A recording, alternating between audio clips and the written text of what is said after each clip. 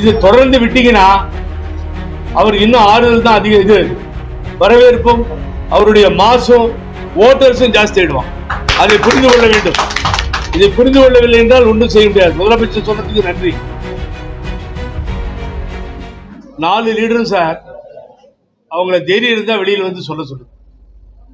திருமதி வி.கே. சசிகலா ஆகட்டும், நான் பெயரை சொல்ல விரும்பாத ஒரு மனிதராகட்டும், தனி கட்சி வச்சு நடத்தி கொண்டிருக்கிறார் அவராகட்டும், இல்ல ஓபிஎஸ் ஆகட்டும், எடப்பாடி பழனிசாமி ஓபனா டிக்ளேர் பண்ணி மெர்ஜ் ஆயிட்டார். பிஜேபி கட்டுப்பாட்டிலே அவர் இருக்கிறார். நான் ஆரம்பத்திலே சொன்னேன், சொல்றதை வந்து பல பேர் காப்பி அடிச்சு கொண்டு போயிடுறாங்க. அதான் கஷ்டமா இருக்கு எனக்கு. 75 சீட்டை கேட்டிருக்காங்க பிஜேபி, ஒரு சீட்டு கூட குறைஞ்சி வரமாட்டாங்கன்றது நான் முன்னாடியே சொன்னேன். நான் தான் அதை ஸ்டார்ட் பண்ணி முதல்ல சொன்னேன். எங்கண்டா ஓபிஎஸ் பிஜேபி விட்டு வரமாட்டார்ன்றதையும் சொன்னேன். இந்த மாதிரி நல்ல கருத்துக்கள் இப்ப மெதுவா பாக்குற பேப்பர்ல பாக்குறாங்க. 75 80 கேட்கிற மாதிரி தெரியும். அன்னைக்கு பூரா 23 போச்சு. அதெல்லாம் நடக்காது. आवो बैठो பழனிசாமி சைன் करो, ले लो फाइल ले लो, ED file, income tax file அப்படின்னா முடிஞ்சு போச்சு பழனிசாமி கதை. அவ்வளவுதான். உடனே சைன் பண்ணி 75 சீட்டு கொடுத்துருவார். நாங்க அந்த அல்ல கை, பக்கத்தில் இருக்க கை, வர கை, எல்லா கையும் நாங்க பாத்துக்கிறோம்னு சொல்லி பாரதிய ஜனதா அவர்கிட்ட நாங்களே பகிர்ந்து கொடுத்துறோம்னு சொல்லி கேட்டு 75 சீட்டை பழனிசாமி கிட்ட டிமாண்ட் பண்ணிட்டு இருக்கோம். நேற்று எனக்கு ஒரு மகிழ்ச்சி, ஒரு லேடி அம்மா பொண்ணுன்னு வந்து சொல்லிட்டு அலைஞ்சிட்டு இருந்தது. இதெல்லாம் வந்து ஒரு தாயின் பெயரை கெடுப்பதற்காக அன்னைக்கு கோவம் வந்து பிளாஸ்ட் பண்ணி விட்டேன் எக்கச்சக்கமா பிரஸ்ல. நேற்று புத்தி வந்து தலைமை கழகத்தில் அந்த பொம்பளையை சேர்க்கல, உள்ள விடலை.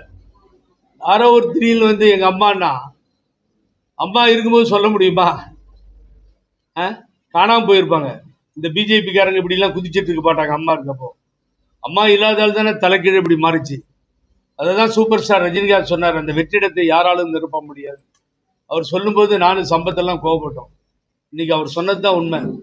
அந்த தாய் இருந்த இடத்தை யாராலும் நிரப்ப முடியவில்லை என்பதுதான் உண்மை. அதை நான் இன்றைய தினம் அனுபவபூர்வமாக அனுபவித்துக் கொண்டிருக்கிறோம். ஆகவே இன்றைய பிரஸ் மீட் ஆகட்டும், இங்கே நாங்கள் பேசியதாகட்டும், நாங்கள் இதுவரை இந்த முதலமைச்சர் மீது பெரிதாக எதையும் குற்றம் சாட்டி பேசுவதே இல்லை. காலம் சென்ற கலைஞர் மீதெல்லாம் நான் பேசவே மாட்டேன், தேவையும் இல்லை. அது அப்படி ஒரு ஒழுக்கமாக அரசியலில் இருந்ததால் தான் என்னை பிரஸ்ல என்னுடைய சகோதரர்களாக இருக்கக்கூடிய நீங்கள் தூக்கி வந்து எங்கேயோ நிறுத்தியிருக்கிறேன். ஆனா என்னன்னு கேட்டீங்கன்னா வேதனையா இருக்கு. 4.5 வருஷம் முடிஞ்சிருச்சுங்க. நிரூபிக்கப்பட்ட குற்றச்சாட்டுகள் என்று கூற கொள்ளக்கூடிய வகையில ஊழல் குற்றச்சாட்டுகளிலே மிதந்திருப்பவர்கள் 12,000 போஸ்டிங் ஒருத்தர் கையில வச்சிருந்தார். யாருன்னு உங்களுக்கு தெரியும்.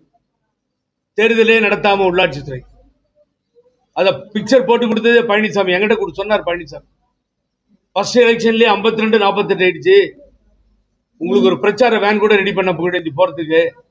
ஆனா இப்ப எலெக்ஷன் நடத்தினா உள்ளாட்சியில போயிடும் போல தெரியுது அப்படின்னு உள்ளாட்சி அமைப்புகளுக்கு தேர்தல் நடத்தல. அப்புறமா திரு ஸ்டாலின் வந்துதான் நடத்துறார். ஆனால் திரு ஸ்டாலின் அவர்கள், முதலமைச்சர் அவர்கள் கவர்னர்கிட்ட போய் மனு கொடுக்கிறார் ஊழலை பற்றி, ஸ்பைரல் பைண்டிங் போட்டு. ஞாபகம் இருக்கா இல்லையா தெரியாது எனக்கு. அதே மாதிரி பெருமாநல்லூர்ல பொள்ளாச்சி சேரானுடைய மகன் சென்ற காரிலே ஒரு பெண் ஆக்சிடென்டை லெப்ட்ல உட்கார்ந்துருந்தாங்க, ரைட்ல தொங்கினாங்கன்னு கதையே மாறி, அதுல இருந்து அன்றைக்கு அவர் துணை சபாநாயகராக இருந்ததால் தப்பித்து விட்டார். அந்த பெண்ணை கடத்தி வந்து கொலை செய்திருக்கிறார்கள் என்று சொன்னது அன்றைய தினம் எதிர்கட்சி தலைவர், இன்றைய தினம் முதலமைச்சர். இதே முதலமைச்சர் ஆட்சிக்கு வந்த பின்னால் அவர் மேல் கோர்ட்ல போய் சஸ்பென்ஷன் சென்டென்சஸ் ஸ்டே வாங்குறார். தப்பிச்சு வெளியே சுத்திக்கிட்டு இருக்கார். ஒரு சமயம் முதல்வர் மறந்து விட்டுறாரான்னு எனக்கு தெரியல. ஆகவே நாங்க கோர்ட்டுக்கு போயிட்டோம்.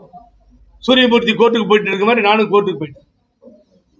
ஆகவே நான் கேட்பதெல்லாம் இந்த முதலமைச்சரிடம், கொடநாடு வழக்கு என்ன ஆயிடுச்சு? விசாரிக்க கூட மாட்டேன்றீங்க சார். ஒரு ஆளை எல்லாரையும் விசாரிச்சுட்டீங்க நீங்க.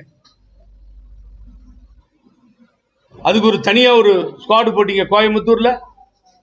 டாக்டர் சுதாகரன் அவர் கொஞ்ச நாள் ஒர்க் பண்ணாரு. அப்புறம் மூட்டை கட்டி சிபிசிஐடி கொடுத்துட்டாரு. சிபிசிஐடி விசாரிச்சுட்டு இருக்கு.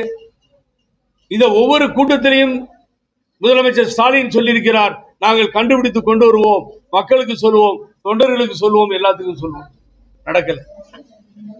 அம்மா இறப்பிலே சந்தேகம், நடக்கல. ஆகவே எல்லா ஊழல் குற்றச்சாட்டுகளிலேயும் இருக்கின்ற பழனிசாமி உங்களை பார்த்து ஊழல் குற்றவாளி, கிட்டத்தட்ட 4 லட்சம் கோடி அடிச்சிட்டாங்கன்னு அவரு போய் கொடுக்கிறார். நியாயமா இது? இவர் ஒரு ஸ்பைரல் பைண்டிங் கொடுத்தா அவர் ஒரு ஸ்பைரல் பைண்டிங் கொடுக்குறார். அன்னைக்கு ஸ்பைரல் பைண்டிங் கொடுத்தப்ப எழுத்து பேசின எல்லாரும் அமைதியா இன்னைக்கு இருக்காங்க. என்னன்னு தெரியல. இதை பத்தி திமுக பேசுறதே இல்லை. ஏன் புரியல எனக்கு, ஏன் தெரியல. தேர்தலில் மக்கள் எல்லாவற்றையும் தெரிந்து கொண்டிருக்கிறார்கள். நான் மிகவும் வேதனைப்படுவது உலகம் சுற்றும் வாலிபனை நினைத்துக் கொள்கிறேன். இன்றைய தினம் அதே கதிதான் ஜனநாயகன் படத்திற்கு வந்திருக்கிறது. ஜனநாயகத்தில் ஜனநாயகன் இல்லை. Murder of democracy now. என்ன நியாயம் இதெல்லாம் சொல்லுங்க பாப்போம். எது சென்ட்ரல் கையில் இருக்கு, சென்ட்ரல் கவர்மெண்ட்ல இருக்கோ அதையெல்லாம் கையில வைத்து மிரட்டுவது வழக்கமாகி விட்டது என்று முதல்வர் சொல்கிறார். ஆகவே இந்த படத்தை மரியாதையா ரிலீஸ் பண்ணீங்கன்னா நல்லா இருக்கும். இது தொடர்ந்து விட்டீங்கன்னா அவர் இன்னும் ஆறுதல் தான் அதிகம். இது வரவேற்பும் அவருடைய மாசும் ஓட்டர்ஸும் ஜாஸ்தி ஆயிடுவான். அதை புரிந்து கொள்ள வேண்டும். இதை புரிந்து கொள்ளவில்லை என்றால் ஒன்றும் செய்ய முடியாது. முதலமைச்சர் சொன்னதுக்கு நன்றி. நீங்க சொல்லிட்டீங்க இப்போ சென்ட்ரல் கவர்மெண்ட் சென்சாரையும் வச்சு ஆட்டி படைக்குதுன்னு சொல்லி. நான் ஒரு சினிமா பார்த்தேன். ஏன்னா வரலாறு தெரிந்தவர். என் தந்தை 6 முறை சிறைக்கு சென்றிருக்கிறார் மொழி போராட்டத்திலே. அஞ்சானஞ்ச நடிகரிலிருந்து தந்தை பெரியார், பேரறிஞர் அண்ணா என்று இல்லாதவர்களே இல்லை. ஜவஹர்லால் நேரு அவர்கள் கொடுத்த உறுதிமொழி அது. அத்தனை பேர் உயிர் நீத்த பின்னால் உலகத்திலேயே ஒரே நாடுதான் தமிழ் மொழிக்காக போராடியது. அது வேற எந்த நாடும் இல்லை. இந்தியாவில் உள்ள தமிழ்நாடு ஒன்றுதான் இதை போராட்டம் நடத்தியது. நாம் அதிலே வெற்றி கண்டோம். செய்திகளை உடனுக்குடன் தெரிந்து கொள்ள கீழ்கண்ட கேபிள் மற்றும் டிடிஎச் நெட்வொர்க்குகளில் எம்நாடு செய்தி தொலைக்காட்சியை காணுங்கள்.